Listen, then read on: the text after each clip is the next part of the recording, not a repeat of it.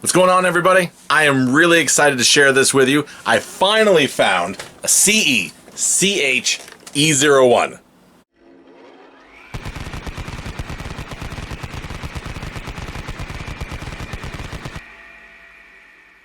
Oh my god, these things are as heavy as a refrigerator. I gotta set this thing down. So in one of my previous videos, we went over the CECHB01 model that I found last year. That is one of the two versions which are hardware accelerated. This is the E01, which honestly, at the time, I didn't talk too favorably about. However, I may have had a change of heart.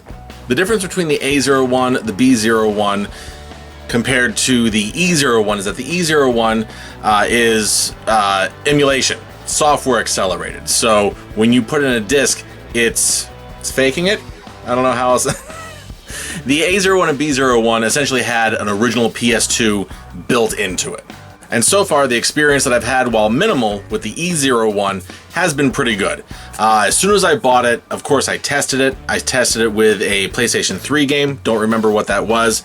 But then I tested it with a PS2 game. It was Soul Calibur 2. And then I tested it with a PS1 game, which was my original Medieval. When I was originally testing my B01 model, I had to create almost like a replica save card on the hard drive. Whereas with this version, and I was even offline too when I did it, when you insert the disc, it just takes you right in. And how did I find this one? Well, I found this one out in the wild on Facebook Marketplace. So I was flipping through there and I came across the fat model, and every time that there's a fat model on the internet, I don't have time to ask every single person whether this is a backwards compatible model or not. That would just take way too long. However, I noticed in the photo that this was damaged, but damaged in just the right way.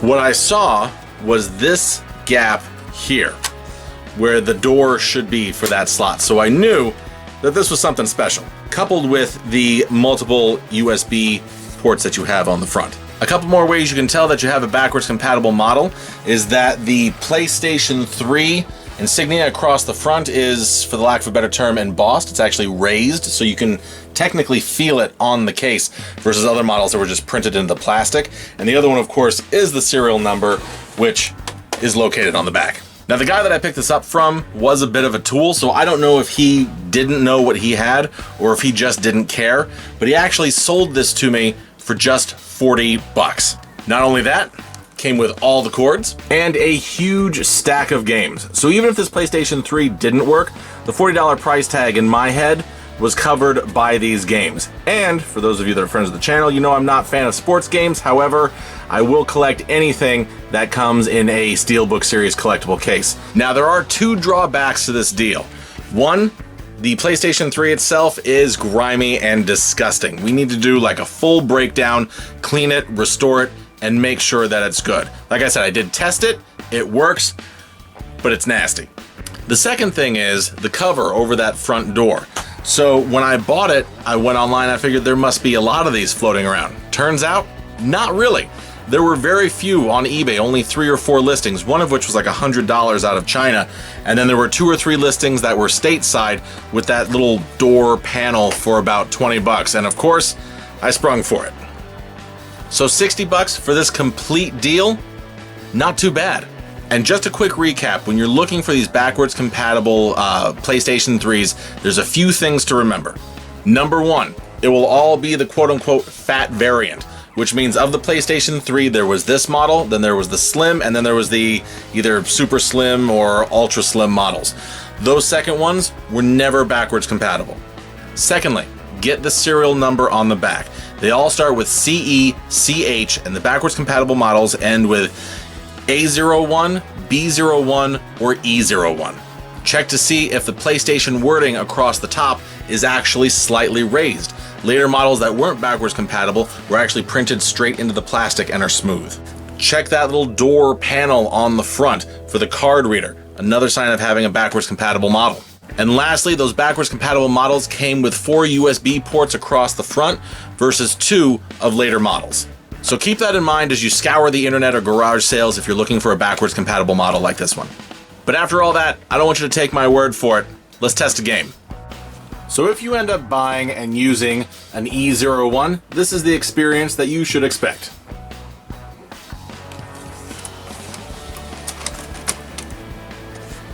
Oh, this console is so filthy, I hate looking at it. Seriously, one of the upcoming videos will be us breaking this down, just tearing it apart, cleaning it up, and reassembling it.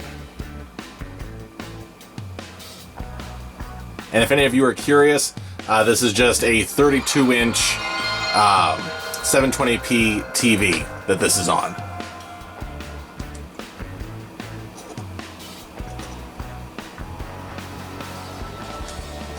Skip all the intros.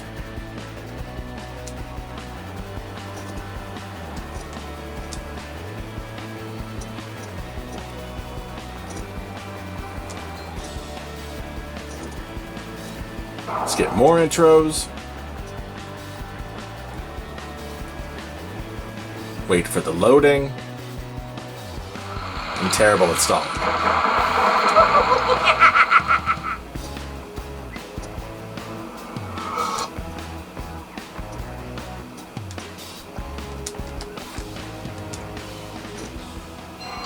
But as you can see, after skipping 10 different intros and loading, here we are, right into the game.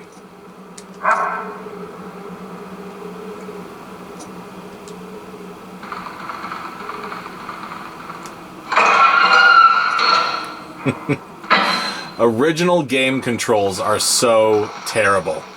They do not age well.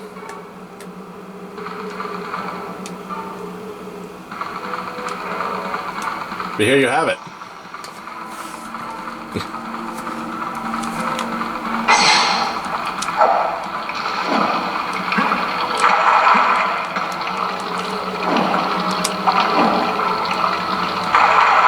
So this is the same experience that you will have. And honestly, it's not that bad.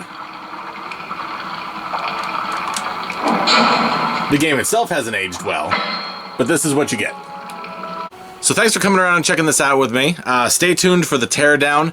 I think I said this in my last video that when it comes to pieces like this, I see them as gaming history and something that should be taken care of. So I'm really sad to see electronics like this that people, it looks like they kept them sitting behind a dryer for years. But I'm going to be happy to actually restore it to something close to its former glory. So that'll be coming up. But yeah, if you're looking for one of these for yourself, good luck and happy hunting. They are out there. I have found 2 of the 3 backwards compatible models myself. I can't wait to find the A01. So again, thanks for watching. Take care. I'll catch you in the next one.